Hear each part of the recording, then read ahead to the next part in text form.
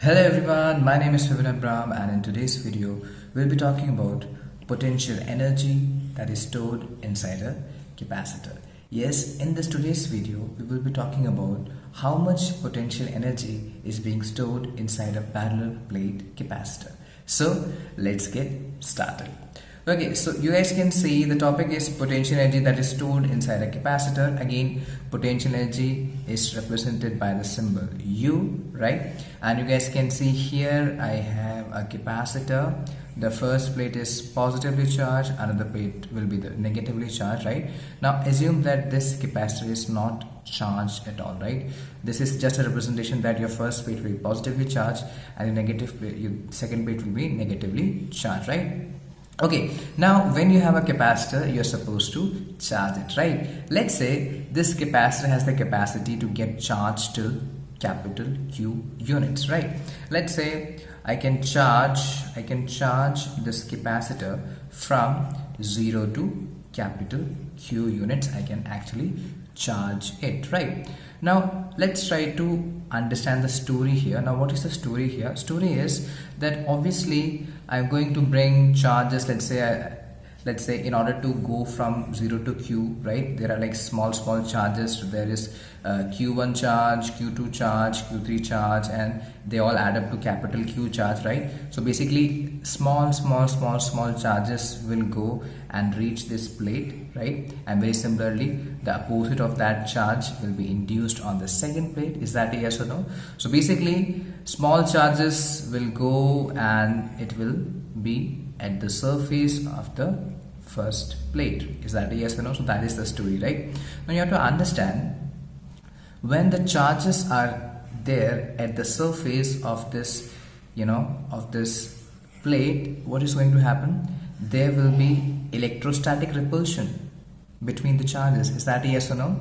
So as you give charges to this plate, right, the more charge that you give to the plate, the more electrostatic repulsion that happens there. Is that a yes or no? So because of this electrostatic repulsion, what is going to happen? It becomes very difficult in order to bring more and more charge to this particular plate. I hope you guys can understand that. Is that a yes or no? Right? So basically, because of the electrostatic repulsion, it becomes very difficult for charge in order to charge this particular capacitor.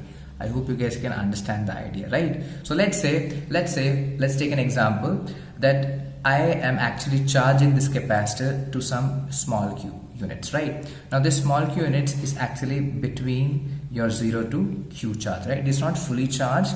I'm trying to charge it till your Q units, right? Now let's try to understand what happens, right? So I have given it some Q charge, right? So because of that Q charge, your first plate will be positively charged, your second plate will be negatively charged. Is that a yes or no? Right?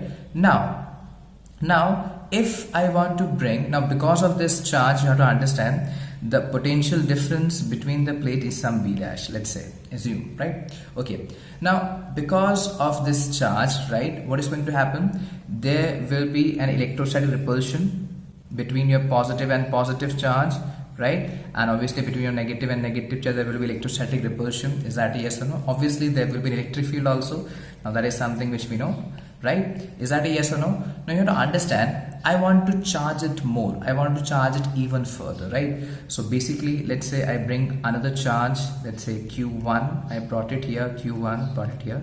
So the moment I'm bringing this Q1 charge, it becomes very difficult for me to bring the charge, because what is going to happen? The moment I bring it closer, I will feel the repulsion because of these positive charge, right? Because of this positive charge, I will feel the repulsive force. Now what is the next step that I have to do? I have to apply, I have to drag it, I have to give it some more force, right? I have to apply some external force to this Q1 charge.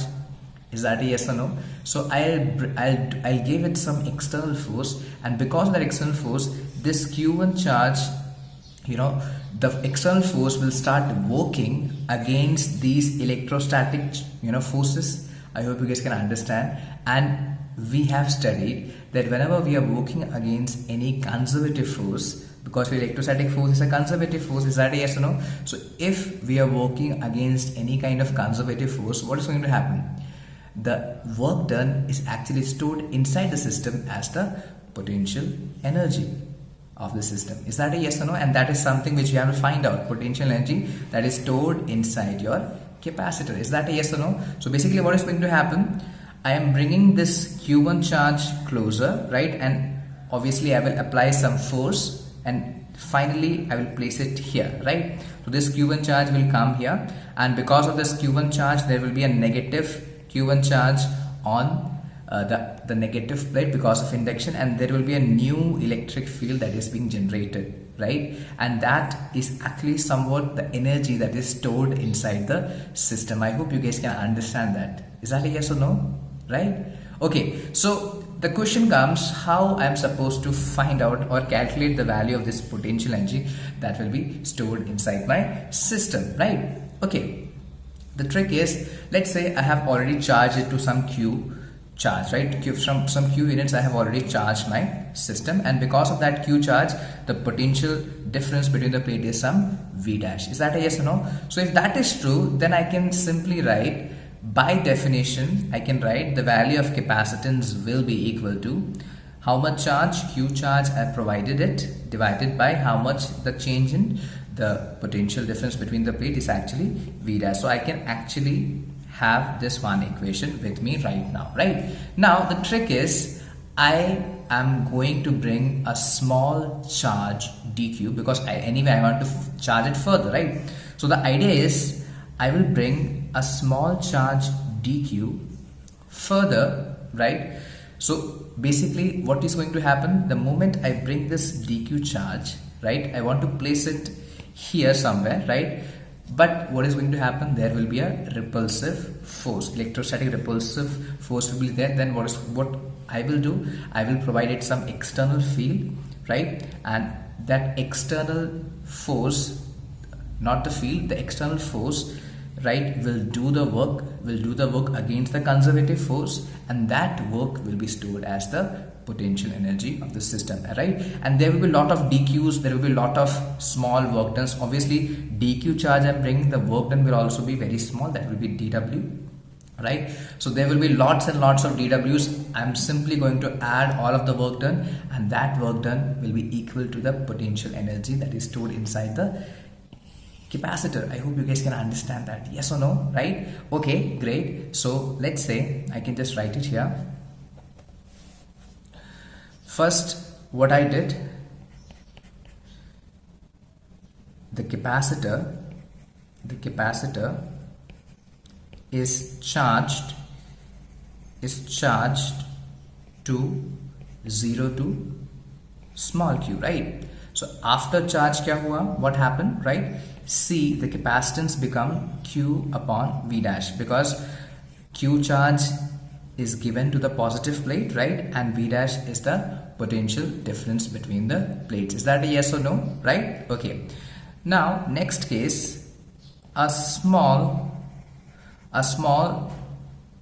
dq charge is further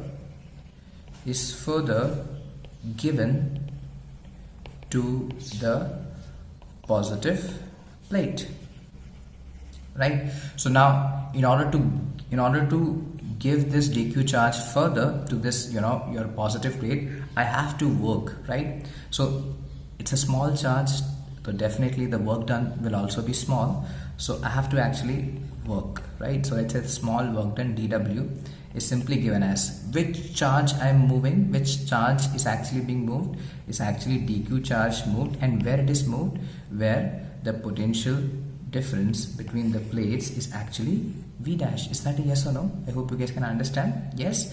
So basically dq times v dash, right? This is my second equation and very important one, right? I hope you guys can understand that, right? Okay, great. Now I know the value of v dash, right, from here. So can I write from this equation that v dash is actually equal to q upon c? Is that a yes or no? And I'm going to substitute this value back in equation number 2, right? So the small work done will be simply equal to dq multiplied by, yes, q upon c, q upon C. And there will be lot of dWs like this, right? There will be lots and lots of dWs till I reach the final Q units of charge, right? Is that a yes or no? So basically the main idea is to add all these small dWs, dW1, dW2, dW3, and there will be lots and lots of dWs, right? So the main idea is to add them. So one of the best way to add is to integrate, right? So what is going to happen here? I will simply integrate my dW, right? And this will be integration dq q divided by c. Is that a yes or no? And this is integration is from 0 to q because I have to charge it from 0 to q, right? So 0 to q is my limits. I hope you guys can understand. Okay, now this term will become the net work done. The net work done in bringing, in charging from 0 to q, right? In charging your capacitor from 0 to q, right, to your positive plate. I hope you guys can understand. Is that a yes or no? That is become work done. And 1 upon C, the capacitance of any capacitor for a given capacitor is a constant quantity, right? So I can say my 1 upon C will come out of my integration. Is that a yes or no? And this will be integration 0 to capital Q. This is Q times of dq. Is that a yes or no? I hope you guys can understand, right? Okay, now it is a question of simple integration, right? So for all those who do not know, let me just write it. If it is given x to the power n dx, the integrated answer comes out to be x to the power n plus 1 upon n plus 1 plus any constant c, right? So if limits are provided, the constants are not required, right? So here it is given q to the power 1 dq. So the answer is q to the power 1 plus 1 upon 1 plus 1 plus c.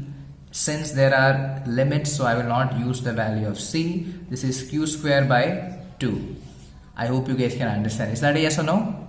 Okay, so the work done will be simply equal to 1 upon c. Yes, and this is q square upon 2. The integration of q dq is q square upon 2. Limits are 0 to q.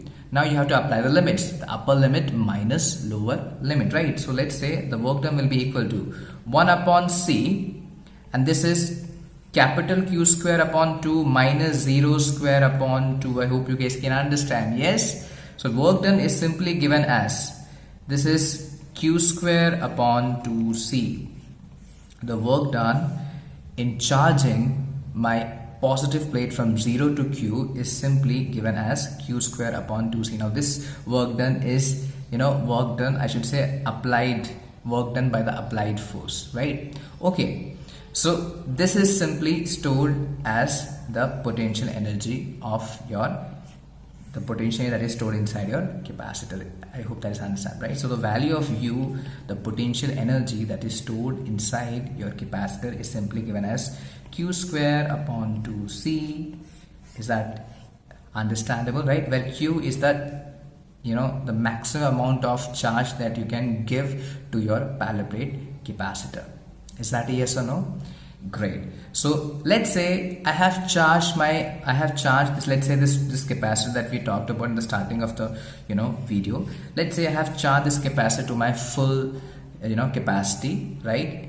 It is given charge to some to capital Q, and because of that charge the potential has been changed to some capital V, right? So when that is the case, I can actually write, by definition I can write C is equals to Q upon V.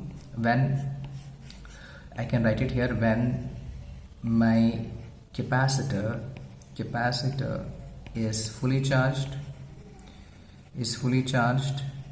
so when the capacitor is fully charged, this will be the potential energy inside your capacitor. Is that a yes or no? Okay, so I can actually write the value of Q from here to be C times of V.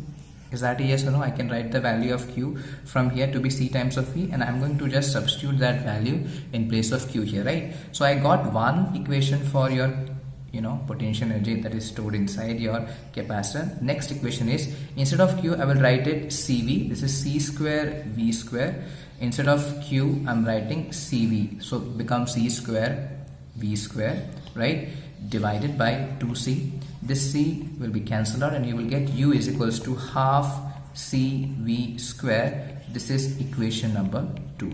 So you got 2 equations for your potential energy that is stored inside your capacitor. Is that a yes or no? Okay, great. Now you guys have to see, can I write the value of C to be Q upon V in this equation? Can I write the value of C to be Q upon V in this equation, right? Instead of C, I can write it Q upon V, right? So when I do that, I will get a third equation that is equals to Q square upon.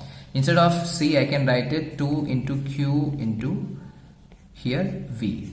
I hope you guys can understand, right? This Q will be cancelled out from here and you will get U is equals to half Q times of V. Here you have 3 equations, right? Now what are these 3 equations?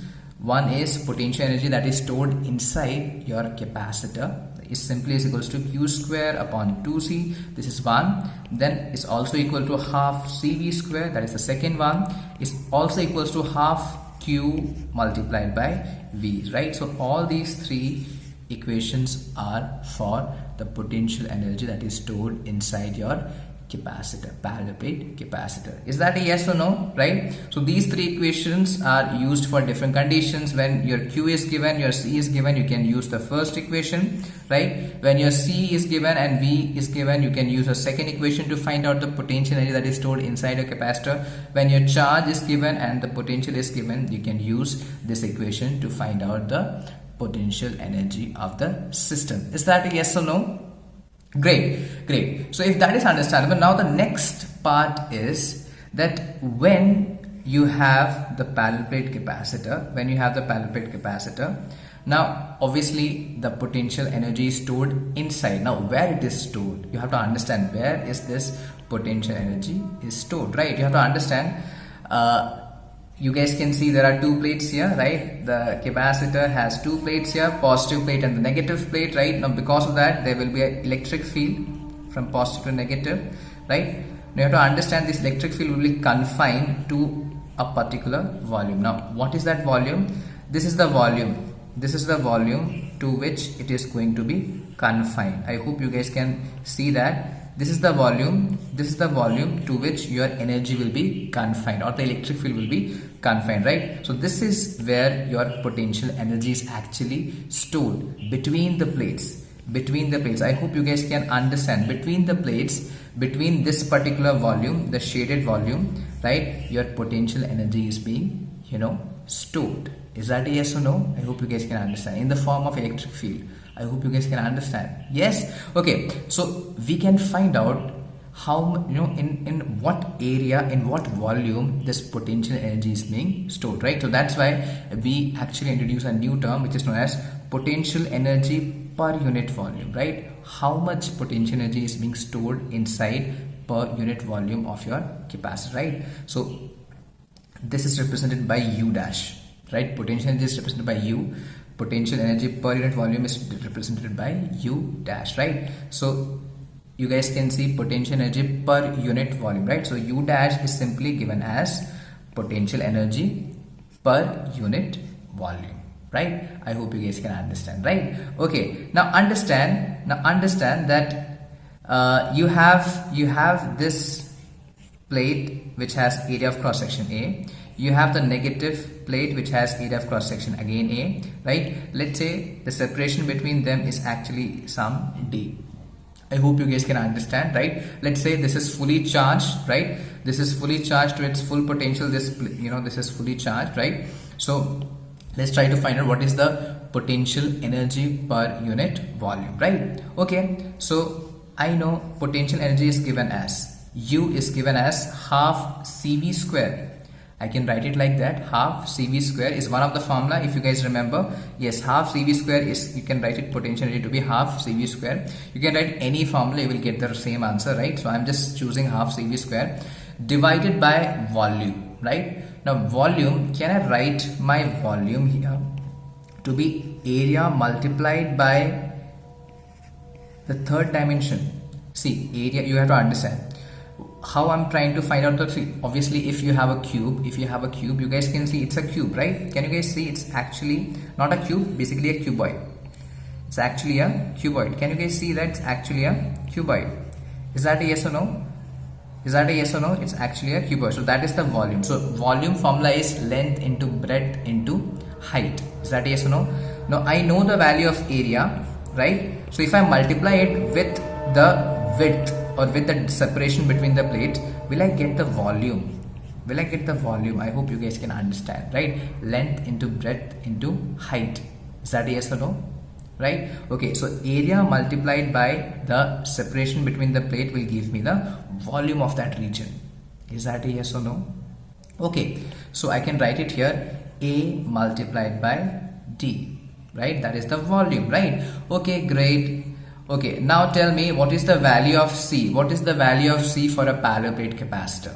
If you guys remember, for a parallel plate capacitor, the value of C is epsilon naught times of A times of D divided by D, right? Where A is the area of cross section of the plate, D is the separation between the plates. Is that a yes or no? Right? So I can write it here, epsilon naught times of A upon D multiplied by. Okay, now tell me, can I write the potential between the plates to be E times of D?